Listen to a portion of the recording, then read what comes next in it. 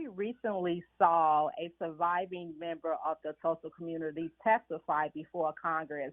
And with the research that you've done and the history that you know of the Tulsa Massacre, how powerful was that for you to see?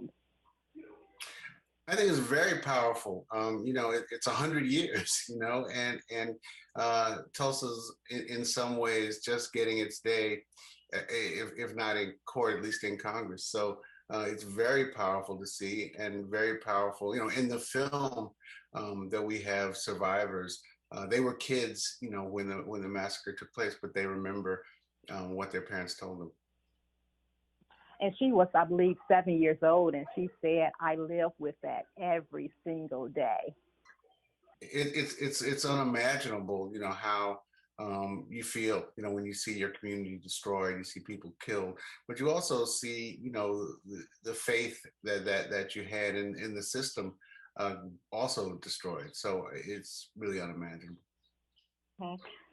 The Tulsa fires happened in 1921. We're still seeing race attacks in various forms today in 2021. History seems to continue to repeat itself in some form or fashion. Why do you think we're seeing that? Well, I think that we're seeing it for a number of reasons. One, this country has never, faced a racial reckoning, and so we're facing it because of that. But also, so many of the injustices are not known, because we don't look at our history, or we hide the history, or we whitewash the history. What happened in Tulsa was not covered by the Tulsa newspapers, the white newspapers. They didn't talk about it at all. It's not talked about in schools. People from Tulsa tell me that they learned about it, on their own from their family when they were grown. It wasn't taught at all. So, if you don't teach history, then paraphrase the saying, you're doomed to repeat it. From what you learned in your research, how it was actually covered by the press in 1921 and on. It was not covered at all. The black newspaper was burnt out, and the white newspaper didn't cover it. It was like, just ignore it, like it didn't happen.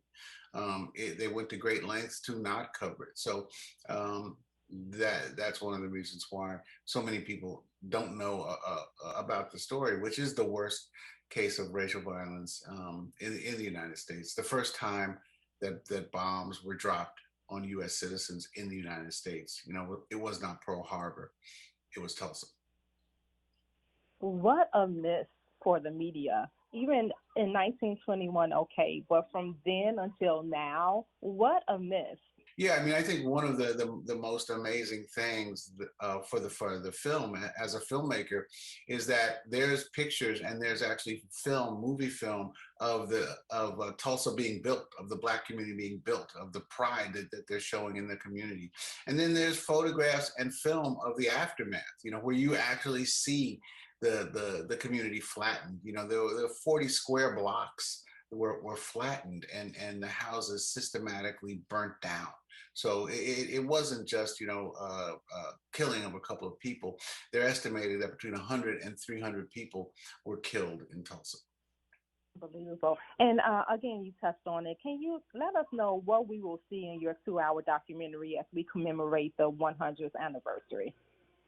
Well, I think you'll see a bunch of things. One of the most important things to me is you see the building of the community.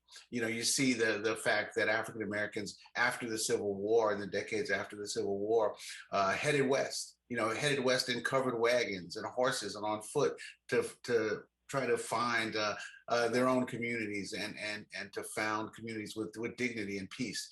You see the destruction of Tulsa, and again, there's amazing footage and amazing pictures, and you see the struggle today.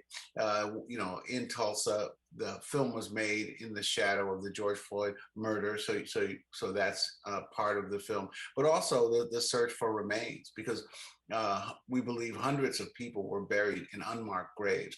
So that while we were filming, they actually started excavating and trying to find remains of people that were killed in Tulsa.